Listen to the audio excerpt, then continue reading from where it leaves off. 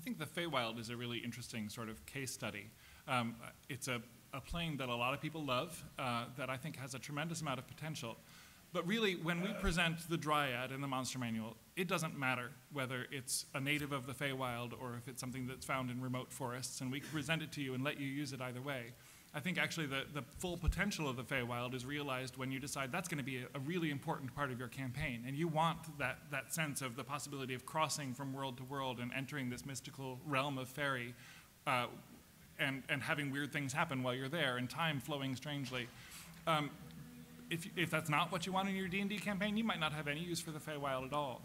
I think the same thing applies to the Far Realm. It was introduced in 2nd edition as this kind of weird out there thing that nobody had ever known about before, and it became more and more core. And that's great if you want to run kind of a Lovecraftian flavored campaign where mind flayers are alien beings from a universe with completely different rules, but maybe you just want to make them live down in the Underdark, and that's okay too. And that's not an answer that has to be dependent on whichever cosmology we give you. Yeah, and that's something too where when we're thinking about how we're presenting stuff, we have a lot of directions we have to, things we have to go through and pick how we want to present it. But we might when we present, here's the Mind Flayer, like in a monster manual or whatever, we might just talk with the Underdark and kind of give them a very classic treatment. But then if we have like the Far Realm expansion, then we can kind of go back and say, well, here's how all this stuff now connects together in this new interesting way.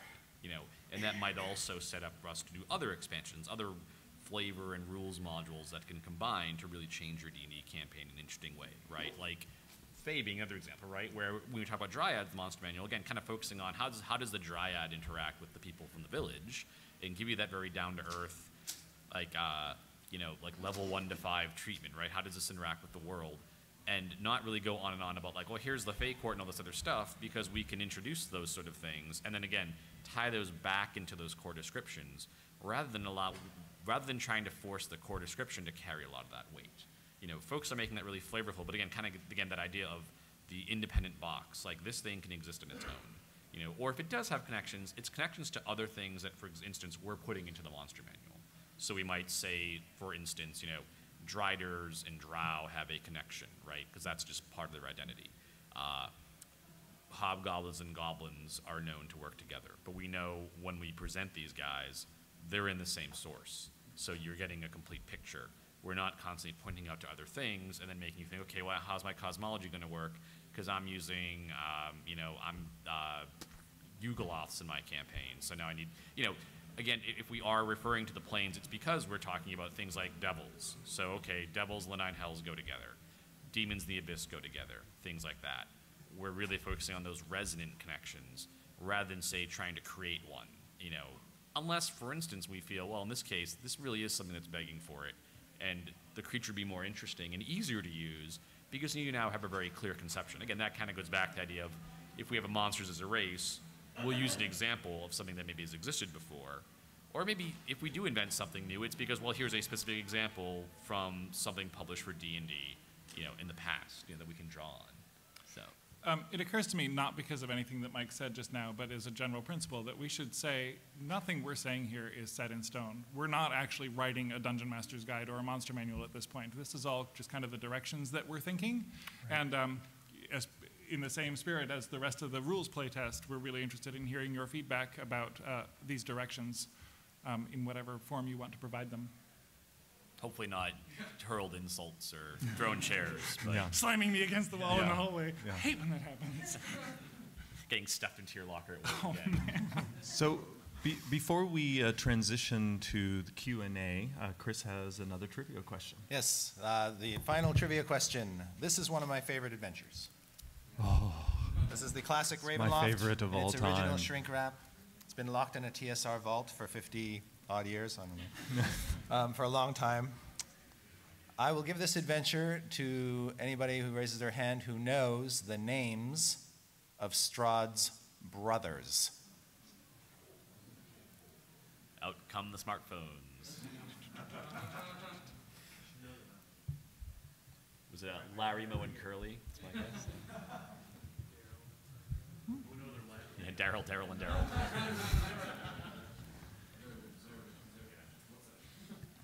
Law firm. Those who know the adventure know that one of them is mentioned in the adventure, the other one is not. but is certainly part of the lore of Ravenloft. Psych. I was like, wait, he had more than one? Yeah, I'm happy you reminded us of that because I was thinking, wait a second, there's only one brother mentioned in the adventure. Yeah. Yes. All right. Well, when you know the names of brothers, just shout them out. I'll just hang on to this. All right, so for our Q&A portion, we would like you to please queue up at the microphone in the middle of the room, and we will get to as many of your questions as we can. All right. Sir, you are already there. What is your question? Oh, and although a quick thing, I say this in all of our D&D Next panels, we cannot answer questions about release dates for products, the particular form of products, and when I say products, this includes physical products as well as digital tools. All right, please. What would you like to know? Last night, you mentioned the Sorcerer and the Warlock were going to be released for playtest today with different styles of magic. Are we going to be given as DMs the means to apply those styles to other classes? For example, will the Wizard be able to be played as a spell point class or a 4th edition style class? So I think have you had a chance to look at the classes yet? No. Okay, I woke up and I came here. So what I think you'll find when you look at the Sorcerer is that the easiest way to do that would just in your game erase Sorcerer and write Wizard. And just in your game say, okay, in my campaign, if I want Wizards to work this way, just use the Sorcerer class is what the spellcasters use. Because really, the Sorcerer is just using the spells from the Wizard list. And what in our current approach, these sort of magic systems are ingrained in the class itself. They are not currently designed as a sort of piece that you pull out. We have created them to speak to the flavor of those classes.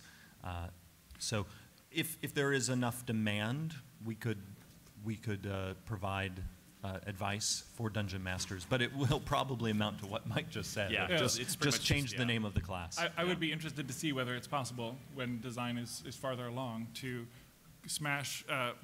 yank out Sorcerer's Origin and put Wizard Tradition in its place. Oh yeah, that's true. Yeah, that's actually a good point. That might be something. Yeah, I hadn't thought of it that way. So that's something we might just rise maybe an the option. flavor of the class is what they really like about the Wizard, but they don't want to deal with that type of spell casting. Yeah.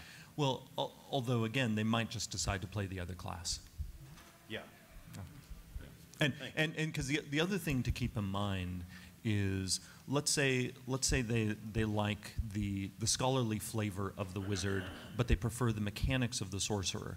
They could simply play a Sorcerer and then, using our rich background and specialty approach, take the Sage background and the magic user specialty, and suddenly they feel very much like a Wizard, even though the class on their character sheet is Sorcerer.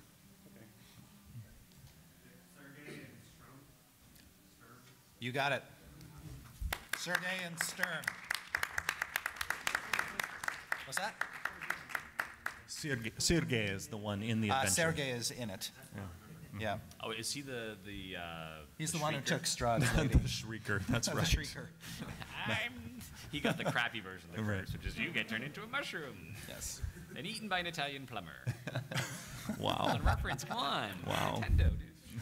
Wow. Next question. You're acting all horrified, like I just insulted it. Save us, sir. Save us from Mike. I guess I have two related. I will make it one question, but I promise. But it might be an essay question. But it'll be in 53 parts. And if you do have multiple questions, do one now and Yes, then get back yes, in yes. line. It's a short line, currently. It is, in fact. Okay, so one of the things that you've talked about in terms of for putting aside the straw man of that can essentially be wrapped up in bounded accuracy, because of course you've got the you do have the mathematical solution in 4th edition simply by using inherited bonuses. But putting aside that straw man, you've talked about the absurdity that's sort of generated, which the first level orc followed by the 20th level orc. How do you envision that absurdity to be resolved in a D&D style system where you are getting characters who go from being essentially just a little better than that town's guard to someone who, 2 years later is nearly a god. Yeah. How do you resolve that absurdity just by saying there are more of them? I mean, why haven't, it's sort of just re-asking the same question. Why did I engage 4 orcs when there were 10,000? So I'm curious how you envision the correction of only having an orc as opposed to having a first level orc to a 20th level orc as a correction of that absurdity. Sure. So you might actually at first level have encountered 20 orcs. I'm glad you asked this question, because you will notice even in the Caves of Chaos adventure that we sent out, there are several areas, and this is something we preserved from Gary's original design, where there are 20 plus members of a particular cave group present in a room. So by modern adventure design standards, that is just a party grinder. That isn't even really technically an encounter so much as that is simply saying that, hey, this is a tribe and here they all are. So we're addressing that by having areas that express the realities of that part of the world. And so the player characters could indeed face the same number of orcs at first level that they will at 6th level, and it's largely up to them and to the DM in terms of how he or she crafts an adventure, how many of them they're going to face at a time.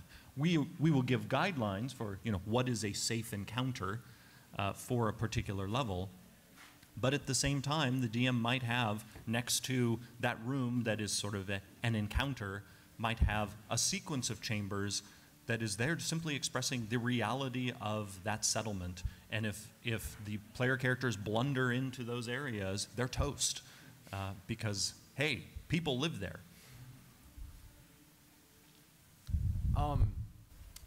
It seems like what you're trying to do with this D&D Next is hit the best of 1st, 2nd, 3rd, 4th edition and let people play 5th edition like they want, if they wanted to play 2nd. Like, here's, in 5th you can play 2nd but easier and better, or 3rd but easier and better. So are you kind of envisioning 5th edition as like a legacy edition? Like, this is going to be the be-all, the end-all. This is going to let you play any type of D&D that you want, and then where do we go from there? Or is this going to be, you might not even have this down yet, is this going to be another iteration, another 5.0 then maybe we have another direction that we want to take it in the future? So with the modularity, that's totally what we're aiming for, is to get the sense of you can pick your play style and kind of form the game to support it. And I mentioned this, I think I said this in the keynote last night, but or I said it at some point to somebody. I don't know, it's been a long con already. I've been here since like Monday. This idea of the iteration through like the really big changes, like 3 out of 3.5 to 3.75 to 3.99 or whatever it is, right? That's kind of what we want to do with the playtest. Like get those big questions answered and get like the big things fixed. There's always going to be things that come up, right? Like just in the process of publishing and working in a game of this scope. We might in the monster manual find, oh no, kobolds are way too powerful, they're killing everybody. We got that math wrong, or there's just a misprint, or just something is incorrect. So there's always going to be this sort of iteration, errata, updates, and things like that. But we'd really like to be able to put behind us this idea that every 5 years, the rules have to really change, and instead have much more of a smoother progression, like, oh, the rules have been updated, right? Like, for instance, whatever, like you can almost think of it as, let's say we release the game 5 years later, there's an update that comes out, and it's just smoothing over patches. It's maybe adding, let's say, for instance, we have a rules module that shows up somewhere like in Dragon or something, and it's like, oh, people really like that. Okay, we want to move that to the DMG now. Firearm rules are a lot more popular than we thought. A lot more people want to run, Renaissance-themed fantasy games, things like that. And then you kind of think, well, what's next for us? We really want to be able to focus on stories, adventures, settings, things like that. The things that get people really excited about D&D. And it's kind of funny because it's one of the things we've sort of learned when you look at games in general. What gets people excited about playing D&D isn't, oh, I get to have an armor class and hit dice. It's, I went into a castle and it was a haunted castle and it was this ancient ghost of the king and he put a curse on us unless we could go and reforge his crown, and the crown was owned by this paladin, but it turned out he was a Rakshasa, and it was all this and all this stuff. And that's when people talk about D&D. Like, that's the thing, is like people, people want to tell you about their character, and DMs want to tell you about their campaign, and people want to talk about their adventures. I mean, people do kind of like, there's optimization, like, hey, what's the most broken guy you can make, or what's the most, but I think that is one subset. But I think if we just get like 100 typical D&D gamers in a room, they'd end up talking about their characters and their campaigns. I just think when I get interviewed, because, we're in the position I'm in, people, hey, they want to know about D&D. I've never been asked, what's the most damage your character's done in one action? Or what's the highest AC you've had? It's always been, what's the funniest adventure? What's the weirdest thing that's happened? Even in the playtest. And so that's where we want to focus our attention. Awesome, thank you. All right, so one of the best things I thought about 4E was the way in the encounters you can build really unique final big boss battles. What are you going to give us in next that's going to help us build those same kind of style battles that'll, make memorable climactic battles at the end of adventures? So it's actually going to be a lot of the same tech that you've seen in 4th. So we still have the concept of like the solo. So if you look at the monster doc right now, there's actually some funny things in the monster doc. We include an XP value, a level, and then a type, like solo or elite. And there's some irregularity in the experience points values that some people have pointed out, like, why is this guy worth the kobold's worth 200 and the gelatinous cube is worth 50? What's up with that, right? So there's still some things we're working through in the XP value. Part of it's going to be just when we start asking people to play test, we're going to ask you, like, hey, what was the deadliest monster, things like that. But rather than I was trying to think how to put this, one of the things I think we did that was kind of a misstep was to say, well, let's start with a leader solo, and then we can apply that to anything. So you could have like a solo orc, and we just give him a lot of attacks, but you're just like, well, why is that guy solo? What's he actually doing? What we'd rather do to start out with is say, well, what's actually truly a monstrous, powerful creature, like a dragon? Does it make sense that a dragon could fight a group of adventurers? Well, kind of going back to our example of the town guard or whatever, you can imagine, yeah, if a dragon attacks a town, that dragon's not fighting one guard at a time. It's like, it's breathing fire. It's swooping over and just ripping through the ranks of pikemen and stuff. It's got a lot of attacks, right? It might not be doing 8 attacks against one guy. It's doing 8 attacks against the entire, the huddling mass of militiamen who are about to panic, things like that. And that's then you kind of say, okay, well, this is a solo in terms of the rules, because it's a creature that's really good at fighting lots of other creatures at once, because that's just its niche. Dragons are loners, right? You don't have gangs of dragons hanging out. Dragons like to be alone because they're also powerful enough and they can fend for themselves. And so that's sort of on one end, just the monster end. Then on the other end, when we were talking about those sort of monster abilities, one of the really fun things, for instance, in the packet right now, there's an ability called Rage. And Rage just represents like, a monster going kind of nuts, and almost a barbarian rage kind of thing. One of the really nice advantages of having those keywords and having those things be easy to pick up on is when we make kind of like the boss monsters, the leaders, the champions, we can do things like, here's the orc, war priest of Groomsh. And he can cast a spell that says, hey, every creature that has rage goes into like super rage mode, right? Like he calls upon, now Groomsh, give strength to my tribe, right? And so we know, okay, all orcs have rage. But you know what? Also the chaotic evil barbarians that are kind of allied with these guys, well, they have rage too, right? And things like that. So as a DM, you can kind of see how those bosses, a leader in 4E terms, they have these connective pieces. So you can look at it and think, okay, I want to really use, like, say, the cunning kobold guy. Well, he's got this, he's alchemist, and he's throwing these weird potions and stuff at the party. And maybe one of his things makes animals go berserk, right? Because it's got a pheromone or something in it. So you go, okay, well, animals, and you can kind of, again, make that connection. Well, here are the animals in the monster manual. So those would make really logical, monsters for this guy to work with. So again, those kind of boss fights that are more, it's a group of guys, it's a leader, the commander, the evil paladin, or things like that. So that's another area where those abilities go. So you can kind of go from, again, the single powerful monster to like the group of monsters. And we want to be able to enable both like the small skirmish and that big climactic, boss fight. And that also speaks like to the terrain features and interesting stuff you can put into the environment. And that's another area where things like the Shrieker, the Yellow Mole, monsters that are just kind of terrain features can come into play, because then you could have things like, you're fighting the zombie master, and he keeps a bunch of gas spores around, because gas spores are poisonous, and zombies can't be hurt by poison. So if a zombie happens to set off a gas spore, and you just got zombies covered in spores, which maybe makes them deadlier now, right?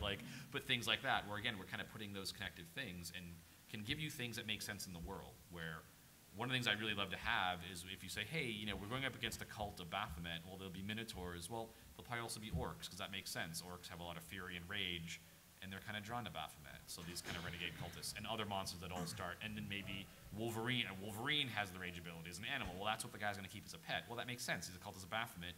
He sees that rage in the Wolverine, and that's like, that would be a desired pet. If you can tame one or break one and make it obey him, that's like a sign of his strength, things like that. As a DM who's had a lot of experience building climactic encounters, as Jeremy can attest, Yes. I want out of a system I don't want any constraints placed on me because of numbers. Like if I want a climactic encounter with a dragon, and I decide the night before the game that it would be even more fun if there were like bungee jumping kobolds that just sort of plopped down into the battle and then shot back up and plopped down in the battle and shot back up, and you could never hit them because they were never there long enough. I don't want to then go to a book and see, the kobolds are too low level. They don't work with this dragon. I can't use them. I got to come up with something else.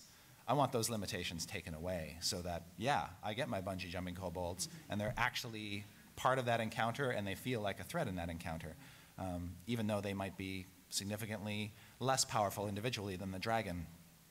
If my creativity is not being curtailed, then I consider the system a success. It has given me what I need as a DM. I think that's what we're striving to accomplish.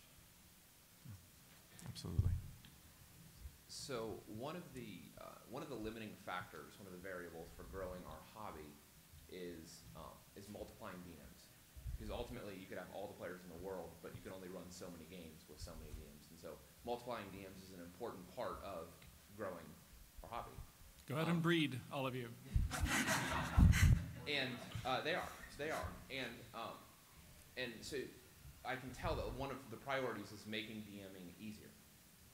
Is there any discussion of developing some type of initiative to grow DMs Absolutely. and to teach storytelling? Exactly. I mean, this is one of the things where and again, this is all just in the planning stages. But when we kind of think of like products and stuff, you kind of have the column for like, what are we going to sell, right? And yay, because companies like money, right? But there's also the thing of like, well, what are we going to do in the sense of we have a community of people. How can we help that community get the resources it needs? And I think one of the mistakes we've kind of made in the past is to say, well, we're going to sell you a game that teaches you how to play, or we're going to like half the DMG is going to here's how to be a DM. I'd rather just be able to make that stuff free. And just easily available online, because that just helps everybody, right? And like why it's kind of lame if you have there are certain hobbies where like if you want to have play golf, like you have to pay to play golf and that stuff, right? But they put things like golf tournaments on TV that you can just watch, and that's how you kind of hook people in. And I think that's kind of what D&D needs, is that sort of like, hey, I'm just kind of curious about this. I want to learn more. Okay, now that I see what it is, I'm really excited about it, right? Now I really want to get into it. I don't think anyone would play golf if golf courses were walled off and golf was never shown on TV. Like, what is this thing, right? Like, you have to have a lot of faith that it's pretty cool to throw down your $200 for clubs and then go to the course and hope you enjoy it. And I think D&D kind of struggles with that sometimes, that it is fairly opaque to outsiders, and they don't really have an easy way to get a taste of it. Now, we've seen with the Encounters program that we do have a lot of people showing up to play who haven't played before. And the trick is, how do we do that for DMs and things like that? How do we get those, hey, I'm showing up because I want to try DMing, or things like that. So I think what I hear Mike saying is that we need to put Chris Perkins' Dungeon Master to the Stars on television. That's a scary prospect. But it's funny, but you think about it, I mean, today, like television to a lot of people is YouTube. And I can absolutely. Put him on YouTube. Yeah. And we have put him on YouTube, right? Yeah. Yeah, I get emails every day, like long after I've left this world. That's what I'm going to be remembered for, those Penny Arcade podcasts. But everyday people who just catch those videos saying, this is how I got started, this is how I'm DMing. We have all these tools available, OP, we have video feeds, we have acquisition products, we have all these opportunities, and we're going to try to exploit them all. Yeah. Just an observation from even yesterday, in some of the Q&A, a lot of the questions could be answered by better DMs. Yeah. Yeah, exactly. Yeah.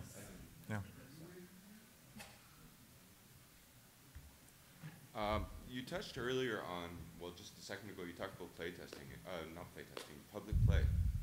That's my question. I mean, you have this D&D Next, which is, I think it's great. It satisfies a lot of players' creativity, DM creativity. They can play, like you said, with map, without map, all that stuff. Now, when it comes, I'm a huge fan of public play. How is D&D Next going to affect public play? Because you've got 20 people that are going into the store that want to play this module or adventure or whatever it is, but then you have half the players that don't want to play with the map, half the players that want to play with the map. How are you going to satisfy that? So one of the things that one of our goals for public play, for organized play, is to be pretty clear about, to start with, like if we have a program, like Living Forgotten Realms or Living Greyhawk, it's pretty clear like what people are expecting. You know, it's almost like we're going to pick some rules modules and say, okay, these are kind of the ground rules for how to play here.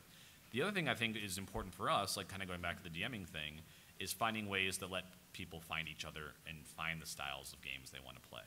So I think what I like us to end up having is a pretty clear program of, hey, in public play, here's how it works. Like if you want to play Living Forgotten Realms, here are the floor rules. Like we assume you're using these rules modules and these character resources.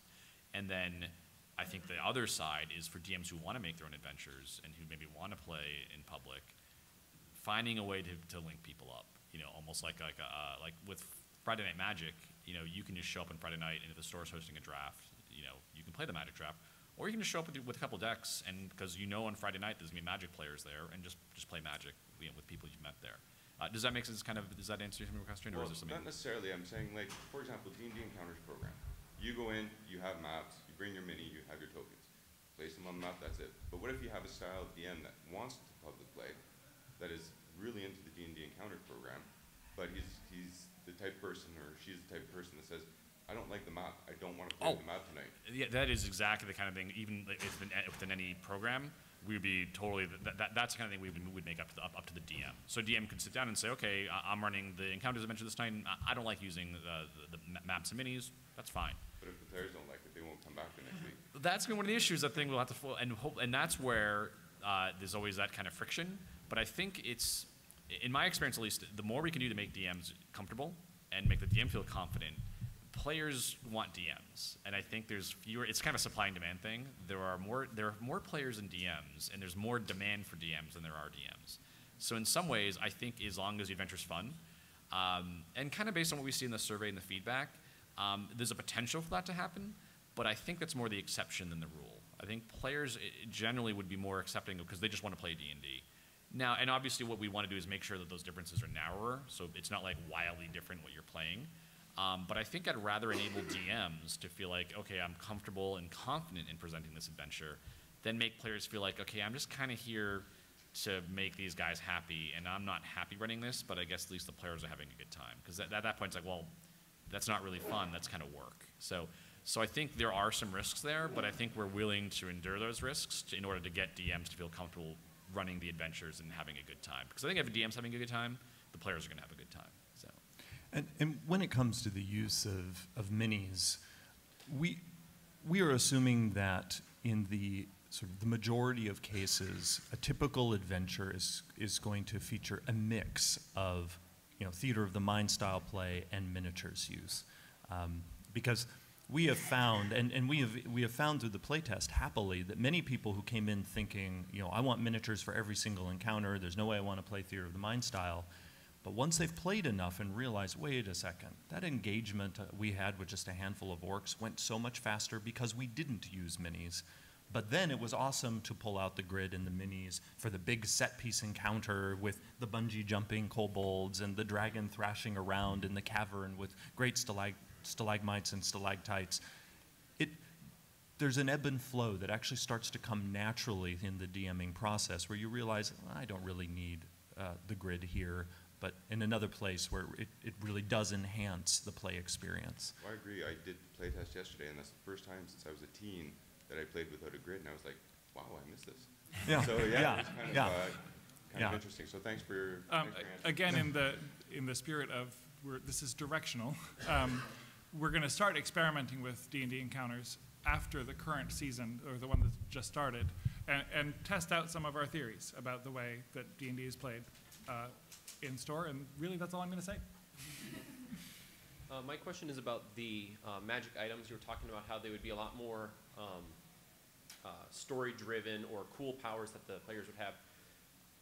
At the same time, there's also those mechanical tweaks that we make. In 4th edition, we had like the +3 Elven Cloak, where it helps you hide, but it also helps you with your defenses. You know, your everything except AC goes up as well. Where are the mechanics going to be going? If I want, I mean, are they going to be totaling the background? Are we going to have a module similar to the inherent bonuses where all the magic items are basically cool powers, and if you want the magic, there it is? And how are you going to account for that fighter getting his first just flat +1 sword and getting excited about that? So the game will absolutely still have the enhancement bonuses that it has always had going back to first edition, because I mean really we could not publish a version of Dungeons and Dragons that did not have a +1 sword in it. I mean we'd have to put paper bags over our heads if we did such a thing. I think we might also need the -1 cursed berserking sword. That's right. So those sort of math tweak things will still exist, and part of the reason for that is a lot of people desire that kind of simplicity. But the other thing is given our approach to the math, a +1 sword is awesome, and in fact will be relevant for most of a character's career. They could get a +1 sword, and that thing is still going to be awesome at 10th level, and so that will still be there, and it will meet our requirement that it be wondrous, because again, it's simply awesome. Thank you. Hi, yes, I'm one of the newer DMs that I started after listening to the Penny Arcade podcast, so I'm one of those folks. I wanted to build off an earlier question about, you've mentioned a few times that DMs are a dying breed. There's not enough DMs out there in some ways. I think one of the It's reasons not that DMs are a dying breed, it's that players are a growing breed. Yeah. They're just outpacing DMs. Outpacing. So I think one of the reasons is, as a player, because I play and DM, so as a player between the 2 weeks when we have our campaign, like, I don't really do anything. I don't look at my character sheet. I like maybe think about, okay, what's the next thing that I'm going to pick, but I just show up, play. But as a DM, I might spend 3 to 20 hours thinking about the campaign, preparing it. And I wonder, how do you try to balance that out a little bit? I mean, DM's probably always going to have more work to do. I know you spoke about earlier with him about just how to make DMing a little bit easier. How do you see that happening in D&D Next? So there are always going to be DMs who want to spend that time, who are really in it for the world building and the adventure design and the grand sweeping scope of the campaign that they want to plan out.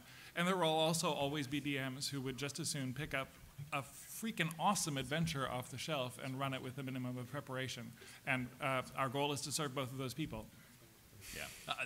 Really, the important thing we want to make sure is that the stuff you're doing between sessions is fun. As a DM, you're enjoying yourself. It doesn't feel like I have to slog through this, or I'm stuck I have doing to this. design how many drow stat blocks Yeah. for City of the Spider Queen? Exactly. That it feels much more enjoyable. That it feels like a hobby, right? Like when you're doing it, you feel like, oh, this is taking my mind off work, whatever. And I'm looking forward to doing it. So I think that's one of our big things. We talk about making the system pretty transparent and easy to work with, so you don't feel like you're filling out your tax return. You feel more like, oh, this is as fun as playing D&D. So, And you're spending your time thinking about the story and not the stats. yeah. Great. Thanks. We have about 10 more minutes for questions, so we'll try to get to all of you, but just this is your 10-minute warning. I also have one more trivia question, but we'll save that to the end. My question will only be 9 minutes. I want to know from each of you the most amount of damage you've done. No. 431. Yeah. One of the things I really loved about 4th edition when it came out is the reduction in the amount of time I had to spend mechanically making encounters be balanced. I think rule systems exist to service role-playing and should run in the background, right? And the thing I love about 4th edition is when I want to build an encounter, I spend minutes, just minutes, making sure that my characters are going to do what they need to be. If there isn't a landmine, the system really works, right? If you just followed it. And if I don't like the rule, I just break it or ignore it. Good. Yep, I exactly. usually even tell them, right? Good. The erasing the name on monster and changing it seemed to work just fine. As we move to a world with a more modular rule set, as the base rules become very lean, and I now have to select the other rules that I want, it seems to me inevitable that some of that is going to be lost, that the trade-off for your modular rule set is that I can't just run in the background. I've got to make more active decisions about what rules I want and effectively spend more time thinking about game balance, which to me is a loss to my role-playing time because I'm happy lying to my players, right? Game balance is solved.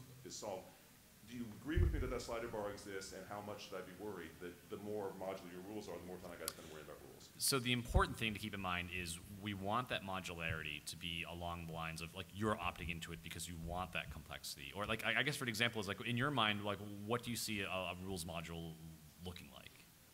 I guess the thing that I like about the existing system is that if I choose the core books and run them, it is balanced without me doing it. One of y'all is smart and figured that out. I don't know which one it is, but I don't need to do hardly anything to make it be balanced. Whereas when I show up to a menu, you can mess up a Chinese meal. Exactly. Oh, you totally can, right? Whereas if I show up and you feed me what's good, I'm all set. So I'm happy to have you feed me what's good. This is one of the important things that we want to make sure that we get right, and it's going to be a balancing act, but pun not intended. With a simple core, that each module just plugs directly into the core, and that connection works, and it's independent of any other connections you want. So if you decide, for instance, I want to use firearms, so that's the rules module I'm going to use, and I'm going to use really like the detailed tactical combat rules, and those plug in. That those two, like they're working directly, they interact through the core system. So that lets us, when we strike that balance, if we know, okay, if the connection from A to B is good, then the connection of B into A, then over into C is also going to be good because it's all running through that same core. So what we want to avoid, and where I think that could happen is, I add firearms rules, then I add this other thing to the firearms rules, which I add another thing into it, and now all these unintended consequences come up. What we have to make sure we're doing is if everything's running through the core, and we know within the core we have like our range of what we can do, that if everything's following those specs, it's kind of like adding modules to an operating system or something like that, right? That they're all playing nice with the central administrative kernel, and as long as no one's screwing up the kernel, everything else is going to work. Because the balance elements really just come down to the math. So and also comes down to how we approach stacking. So if we get stacking right, and we get the math right, then you can start adding in new stuff, and they're all working within the same parameters. So yeah, it's definitely, we totally know that's going to be a challenge for us. But the ideal world for us, our goal is to make sure that if you do, hey, I want to use this module, this module, this module, it is in the background. You're not worried about, oh, but now this is broken. It's not going to change the way you have to build encounters. Yeah, because to be absolutely clear, a thing like being able to easily make encounters the way you can in 4th edition, that to us is not optional. Yeah. That's a part of the core. Exactly. Because if there's something that's about sort of like fundamental quality of life for the dungeon master, that is not going to reside in an optional module. Yeah. That's a part of our core system. And we are not going to budge an inch on any of those quality of life things that we have all enjoyed in 4th edition. If it's a quality of life thing that has to do with building encounters and easily making adventures, that's in the core. Yeah. That is not living in an optional module. In fact, one of the most recent Writing Monkey projects that Jeremy handed to me was to make a pass over the DM packet, and the text that's in there about building encounters, much of it is lifted word for word from the 4th edition text on the same subject. So it's the same process. So we agree the best use of the DM's time is making up funny voices, and you're not going to Yes, absolutely. it is. Exactly. Yeah, because our vision for rules options, which we sometimes refer to as modules, both on the DM side and the player side, is for them to be large and evocative. Like Mike uses a great. Pardon? No. Mike uses a great example when he talks about firearms rules. You know that it's something that would have a obvious narrative impact and is a world building tool on the DM side. When we talk about rules modules, we're not talking about, and here's where you opt into not having a horrible time. Sign me up. But the reverse might be now. But the reverse might be true in the sense of we might say, look, you want to run a super lethal campaign. Here's a rules module that has like infections or whatever, the low hit point rule. And so anything that's really going to change that internal balance is going to be very clearly labeled, because we don't want people accidentally adding infection rules to all their wounds. Let them go, oh no, I'm running the really gritty and it's bandages and now all this stuff and sawbones and you're losing limbs. That's in the module, so you're not going to accidentally stumble across it. We're not going to hide that. Oh, and by the way, the bullet wounds now are forcing you to leave. The firearms rules include, losing limbs and hit locations. Like, we're not going to do that stuff. Yeah. We demonstrate this approach in a very small way in the latest version of the playtest packet in the rest rules. This is the first time we've put into the playtest packet rules variants. And we tell you, if you want a harsher game where it is more difficult for players to recover from their injuries, go ahead and opt into one of these options. But the baseline, the one that's in the core, is the one that, again, sort of preserves basic quality of life at the table. I promise to one more question. So do you imagine when you come to game, a spec sheet of sorts? I'm running a game, and there's going to be 15 checks boxes. I'm going to check 7 of them. My players don't know what the deal is. They can do it on your website. And I basically have created one set of rules by clicking boxes, and we're all going to use that. Yeah, exactly. And I don't know the specifics of like the web and all that stuff, but to me it's gonna be a lot like when you say, hey, I'm running a new campaign, and it's set in it's Renaissance Italy with magic in it, and there's firearms, and the Catholic Church has been cast this way, and everyone hates wizards and they're outcasts. So have that kind of same narrative thing, or like we talked about, like the sorcerer, like you might say, in my campaign we don't have wizards, sorcerers are taking on that role, things like that. So. All right, I heard you guys talking earlier about putting the wonder back in magic items and talking about things like wings of flying, and they just let you fly. Have you thought about how extensive you're going to have to be to tell new dungeon masters how things like wings of fly will absolutely devastate any of their exploration encounters? Because they might not understand that when they hand out wings of fly, all of a sudden they have these orcs that are supposed to come on the trail, and the party's like, orcs on the trail? And that is literally when you use the wings of flying. How would you So I was wondering whether or not you guys thought about how much room that's going to actually have to take up in the magic item section for newer dungeon masters to really understand how these things are going to affect combat exploration. Well, no, and that's what's nice about when we kind of have this idea. We get, here are the kind of 3 things you have to think about. There's 2 ways we can do it. So you can imagine in like the sort of core, like here is D&D, here's where you start, whatever that product or that thing is. We'll probably want to make sure the magic item list there, it's pretty simple, straightforward. Because especially like if you're not super into the game, like a +1 sword is a really cool item, right? Like you haven't seen this stuff before. But that also goes back to us making sure we're helping DMs serve as good DMs. And if we're removing that idea of like that advice having to be put into a book we're selling to you, or we're relying on things like just advice like on a wiki or things like that anyone can access, we can be a lot more extensive in what we're talking about because it's a more formal thing, and we could you could even imagine like just a list of here's like the 3 pillars, and here's magic items that'll wreck each pillar. Boom, we just list them, right? But if it's a resource we have out there, DMs, you can search it, right? You can Google it, you can find it.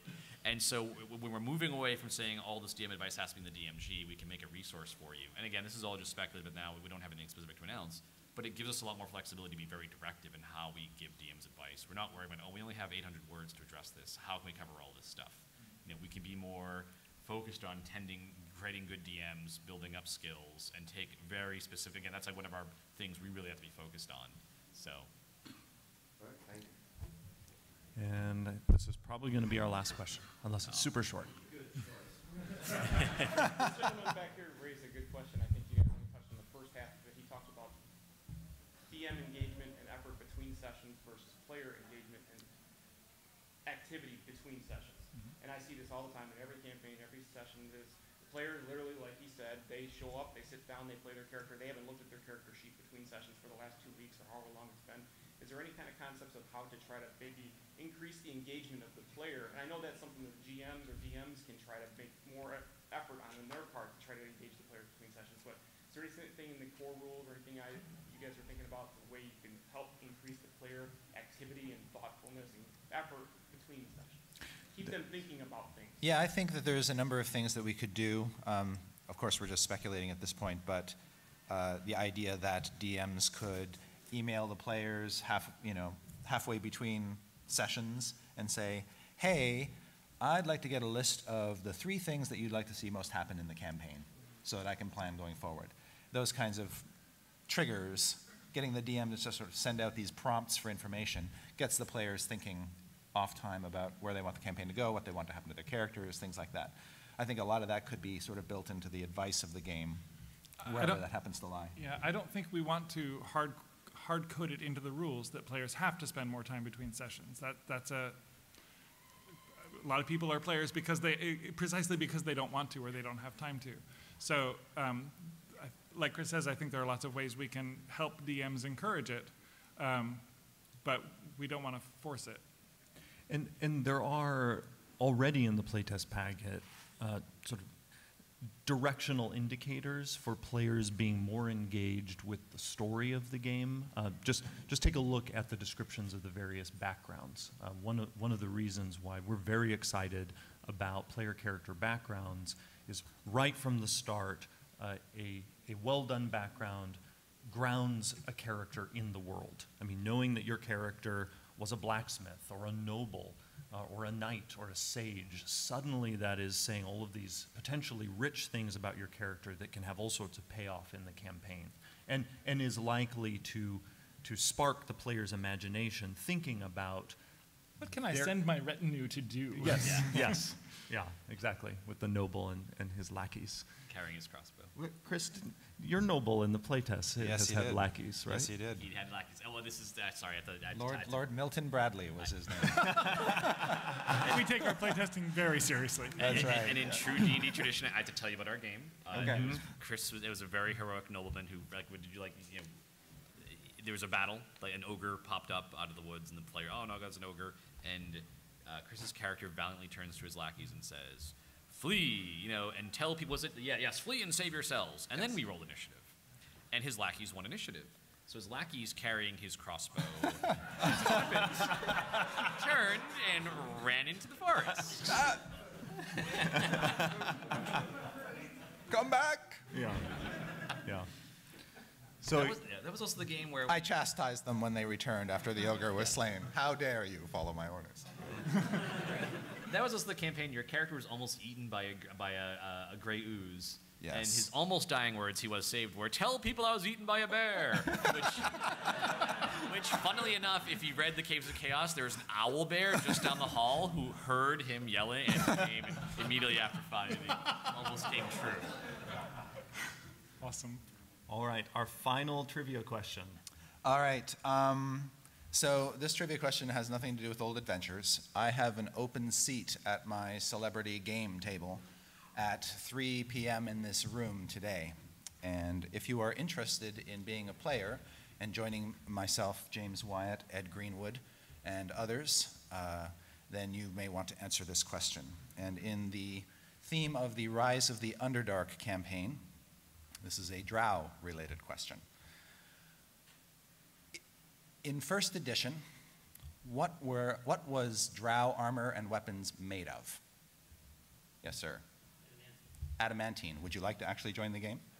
In that case, after this is over, come up and I'll take your name so that you're allowed in during the event and people know to expect you. And congratulations.